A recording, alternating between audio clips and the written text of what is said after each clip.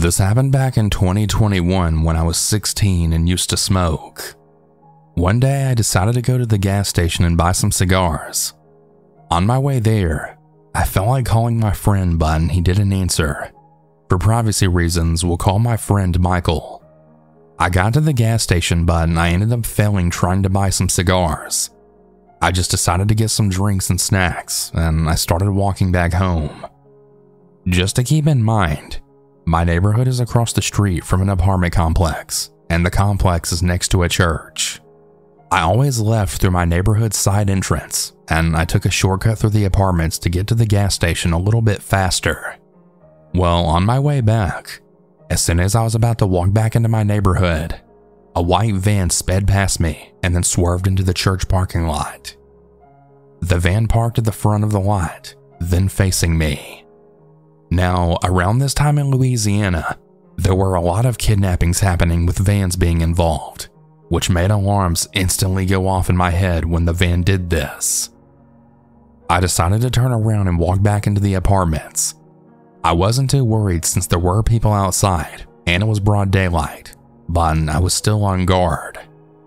After about 2 minutes of walking and people were starting to look at me, I decided it was time for me to leave. I walked back to my neighborhood side entrance, being vigilant of the van still parked in the church's lot. As soon as I entered my neighborhood, the van sped out of the parking lot, driving right towards me. Now looking back, I know this was stupid of me, but I didn't immediately run. I told myself if I even feel the van is about to slow down, I'm dropping my bags and running. The van sped past me though, right down the road. I felt relieved while at the same time my friend Michael called me back, who I immediately started explaining the situation to. Now, I'm someone who always thinks about a lot of different outcomes, and I'm really glad I was ready for what was about to happen next. I decided to start speed walking home, and as I made it to the end of my street where I always turn onto my street, my heart dropped when I saw the van at the next corner. Judging by how weird and slick the driver in the van was acting earlier, I had a feeling when I was walking back into my neighborhood that he'd take the front entrance to try and catch me off guard. I immediately started running while then telling Michael what was happening. Michael was also yelling at me to run and get inside. Luckily, my house was 3 houses away when I turned onto my street. I ran like my life depended on it, not looking back. I got to my front door and I hurried typing the code to unlock the door. I then got inside, putting both locks in the door, and I made sure every entrance to the house was locked. I went to check the cameras, and fortunately, the van went in the opposite direction, driving slowly down the street trying to find me. At this point, I knew almost definitely that whoever was in that van was trying to kidnap me. Michael and I started talking more about the situation, and just as I started to calm down, I saw the same van show back up on the cameras, this time driving in the direction I came from. The van started driving a little faster, but a bit more careful, which I assumed the driver to be obsessed with finding me, and then frustrated he lost me. I saw the van circle the block 2 more times until I didn't see it again. I was home alone when this happened, and I was really contemplating about telling my parents since I didn't get the van's plate number or anything like that. Michael strongly considered me to still tell them, and which I did. My parents were really glad that I was safe and knew what to do, and they told me to be more careful moving forward. Like I said, I didn't get a plate number nor a description of anyone in the van. Since it looked like any other white van, it really wasn't anything the police could do if we even called them. Ever since then, I haven't walked to that gas station, and whenever I walk around my neighborhood, I always carry some type of protection with me.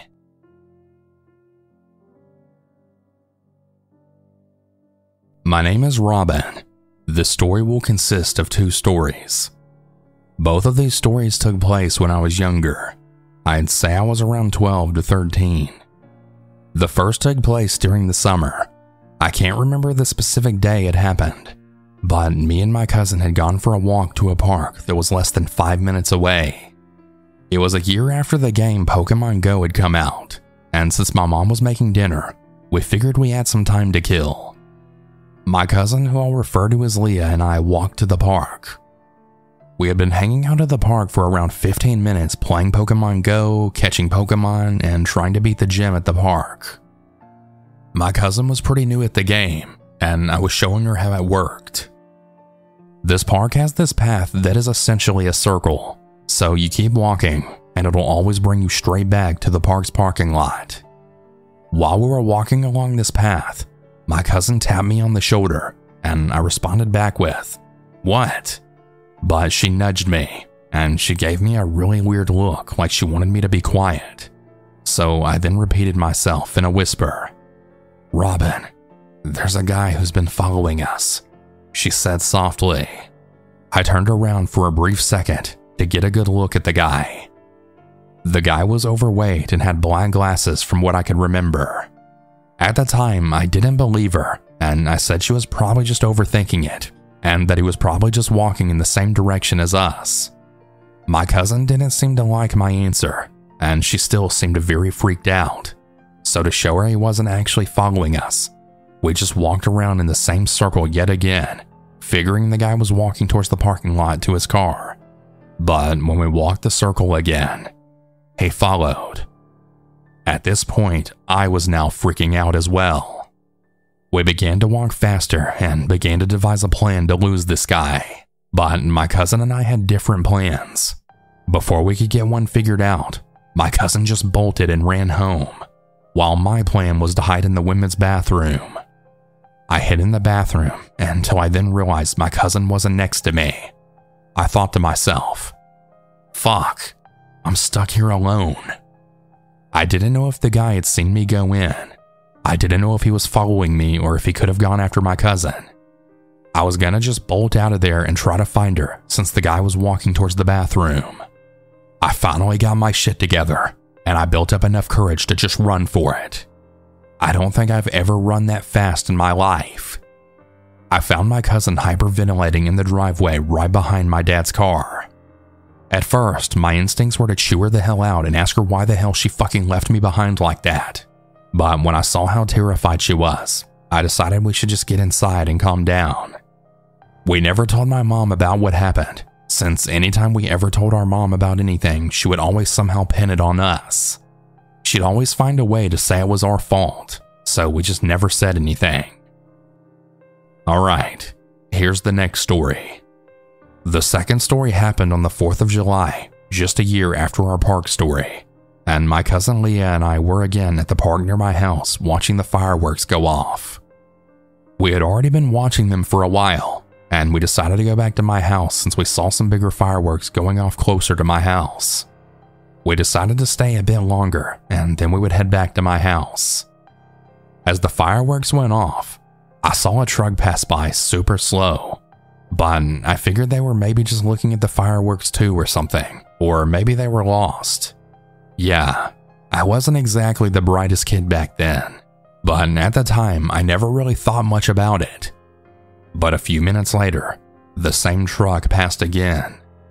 It was still going super slow, and at that point I got suspicious, and I then told my cousin, "Dude, that truck has passed by super slow like twice now." My cousin looked at me confused. What truck?" she asked.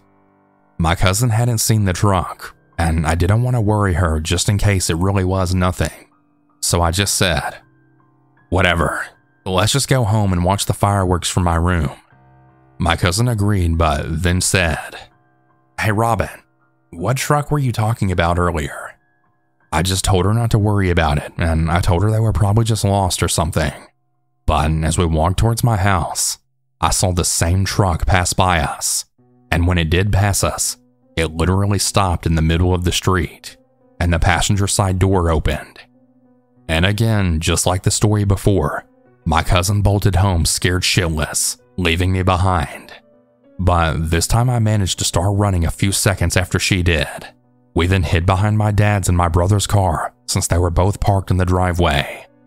The truck then slowly passed by as if they were looking for us, and when they didn't see us, they then immediately sped off. When the car sped off, we immediately ran inside and then locked ourselves in my room. We started watching movies to try and calm ourselves down. We started thinking back to the very first incident that we had at the park. We made a promise to never make trips outside the house anytime close to or after dark. We started thinking, what would have happened if they hadn't parked their cars on the driveway that day? Would they have found us and taken us? Would we ever be seen again? We don't know. And ever since those two incidents, I always carry pepper spray anytime I'm out. What's even more unbelievable is that these stories aren't the only ones we have of being followed. My cousin and I don't exactly have the best luck, I guess. Always be aware of your surroundings. Nowadays, I'm always hyper-focused on everything around me, and whenever I walk out by myself, I always carry my pepper spray and knife that my boyfriend gave me. My mom thinks me having pepper spray, let alone a knife, isn't safe, so I have to hide them whenever I go out. Luckily to this day, I have yet to use them, but now I'm not the same ignorant kid that I was back then, and I'm not afraid to pepper spray anyone or even use the knife if I have to, and I really hope it stays that way. I hope that this story encourages people to at least carry some sort of self-defense tool. You just may actually need it someday.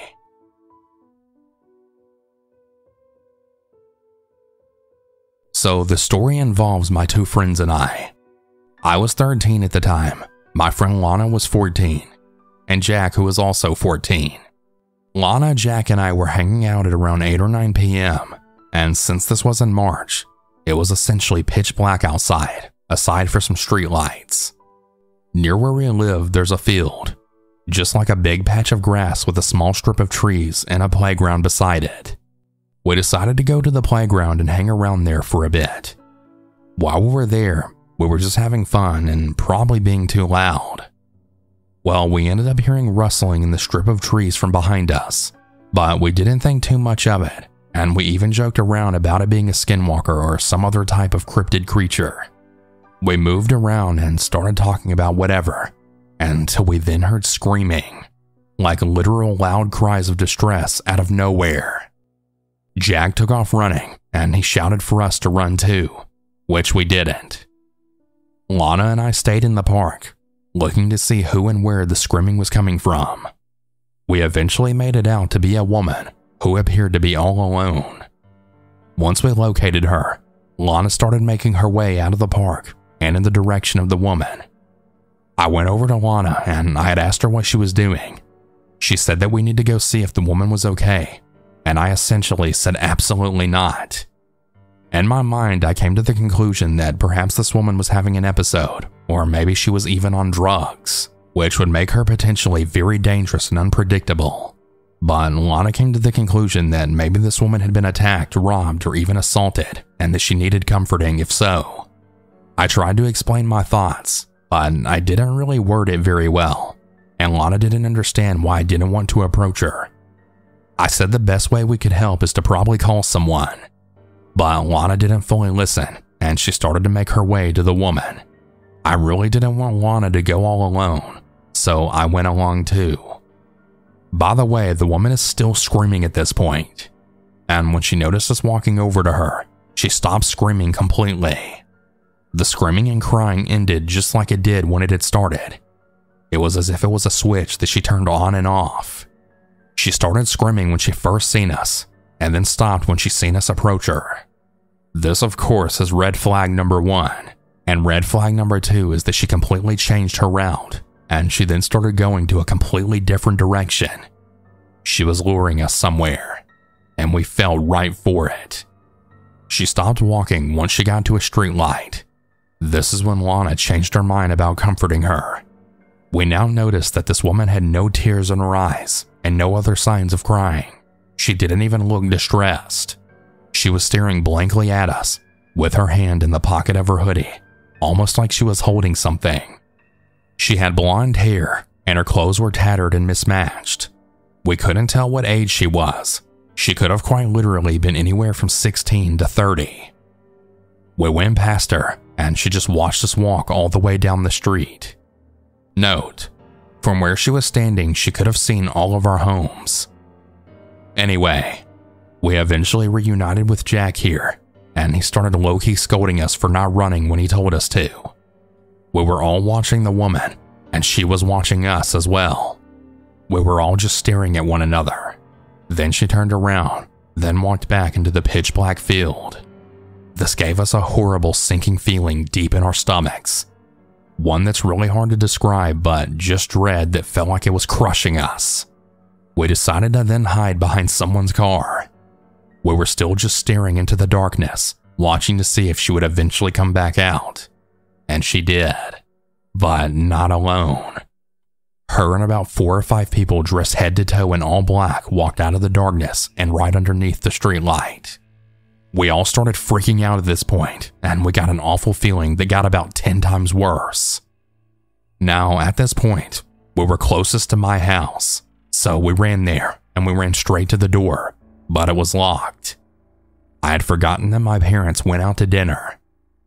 From my garden, we could now see the woman and the others, as well as a black car that drove up to them, and they then jumped right inside the car. This was when we made our way to Lana's house and then ran inside, but the people must have seen which house we went into, because we watched the car pull up outside of her house from an upstairs window. The car had literally stayed there for like 20 or 30 minutes, before then eventually just driving away. And fortunately, nothing else has happened since. We never did report it to the police, or even told our parents for that matter. You know, out of fear of being wrong or not being believed, I guess. The memory of her walking into the darkness and walking out not alone still haunts me. I try to tell myself that it was just a sick joke, but it's just really weird. We all still talk about it sometimes, and I really wonder if the woman was a willing participant, or if she herself was also a victim. I guess we'll never really know.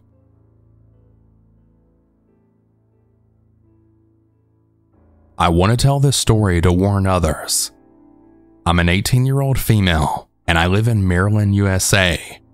I work at a very popular burger restaurant. I work at the payment window, which is where I stand all night. I'm very friendly.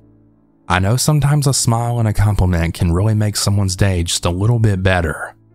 Just this same night, just before the creeper came, I had a customer tell me that I was so fucking happy, and she loved me for it. That gave me the courage and energy to survive this next interaction. I'm used to the awkward comments and stares from old men.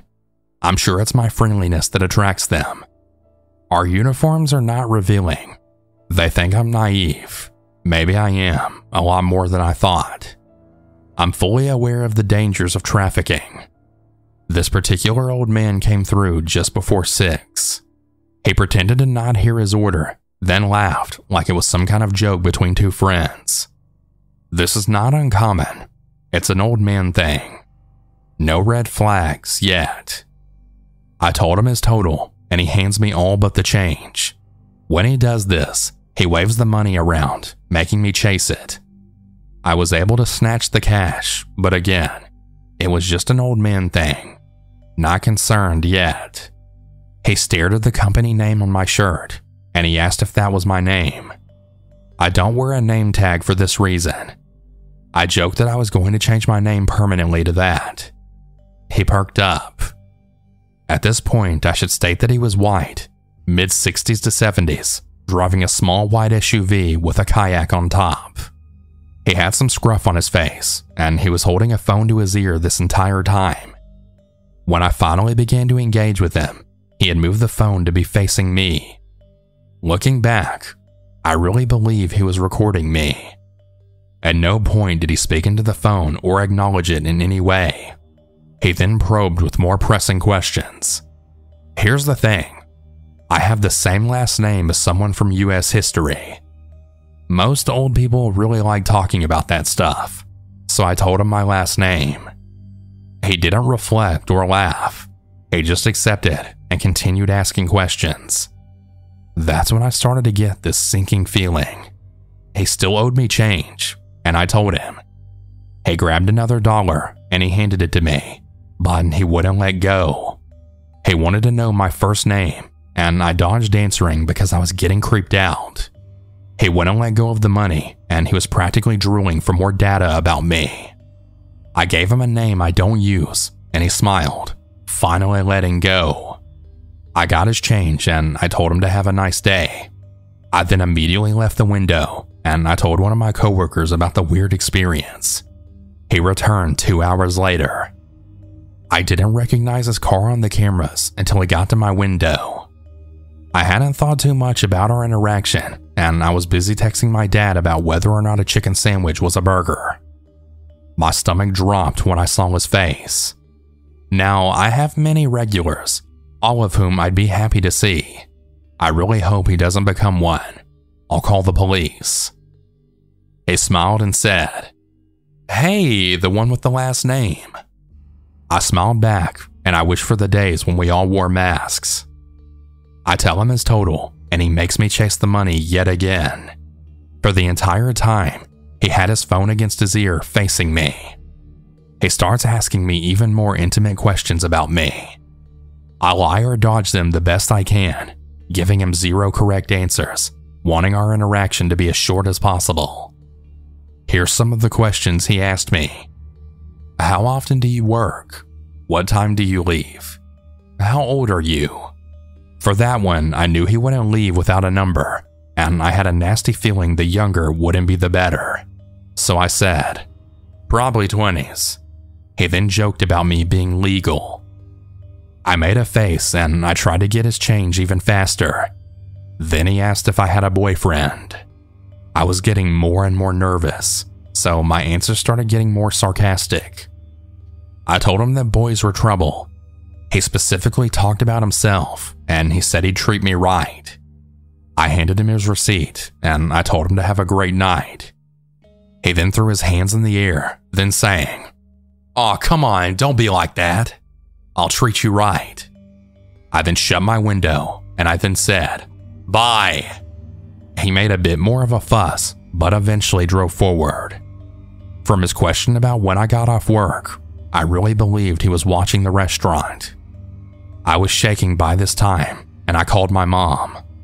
She immediately drove up. I talked to my manager, and I was a little unsure of the car's color, so he checked the camera for me. Big shout out to my manager. He's the best. I continued at my window, watching for the old guy, but I didn't see him again. I left an hour early, and I gave my manager specific instructions to not place a girl at my window, and he agreed.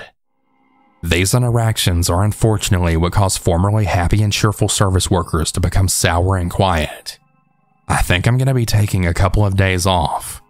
I had already had another job lined up, and I'm really excited to start it. Thank you all for taking the time to listen. Update. So I wanted to mention a few extra things. I didn't mean to make light of trafficking victims with my story. I did feel trapped by this guy, and I felt real fear he would be waiting for me, no matter when he thought I got off shift. I don't have a car and I take myself home on a bike after dark. I think it would be very easy to follow and trap me. I did not tell him how I got home. Also, in case it's confusing and I didn't elaborate enough on his phone, he held it facing me for the extent of both of our interactions, roughly 5 to 8 minutes, and he wouldn't leave, never moving it or lowering it. I have 2 guesses. He was recording me, and he could be possibly preparing to use that video or send it to someone. Or he was on a call with someone listening in who I can't identify. Trafficking was not my first thought. I'm more concerned about how easy I would be to kidnap at night on a dark suburban road.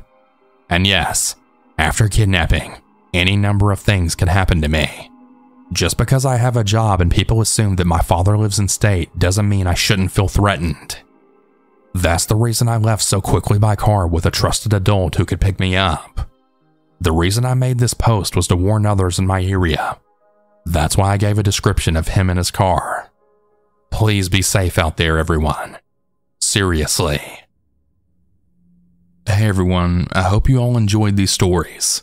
If you ever want to submit your own, you can do so at southerncannibal.com. Have a good night, everyone.